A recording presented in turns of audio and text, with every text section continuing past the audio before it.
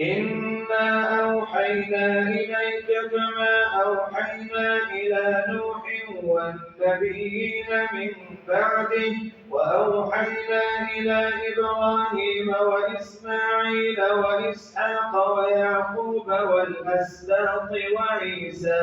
وعيسى وأيوب ويونس وهارون وسليمان وآتينا داود زبورا ورسلا قد قصصناهم عليك من قبل ورسلا لم نقصصهم عليك وكلم الله موسى تكليما رسلا مبشرين ومنذرين لئلا يكون للناس على الله حجة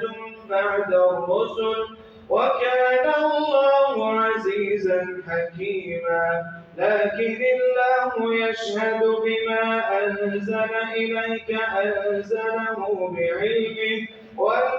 والملائكة يشهدون وكفى بالله شهيدا إن الذين كفروا وصدوا عن سبيل الله قد ضلوا ضلالا بعيدا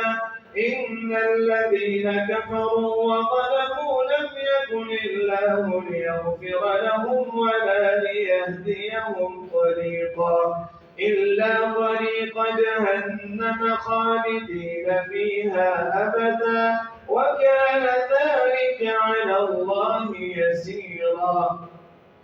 يا أيها الناس قد جاءكم الرسول بالحق من ربكم فآمنوا خيرا لكم وإن تكفروا فإن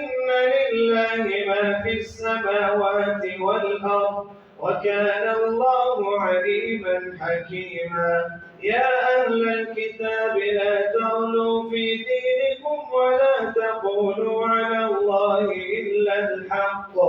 إنما المسيح عيسى ابن مريم رسول الله وكلمته ألقاها إلى مريم وروح منه فآمنوا بالله ورسله ولا تقولوا ثلاثة انتهوا خيرا لكم إنما الله إله واحد سبحانه أن يكون له ولد له ما في السماوات وما في الأرض وكفى بالله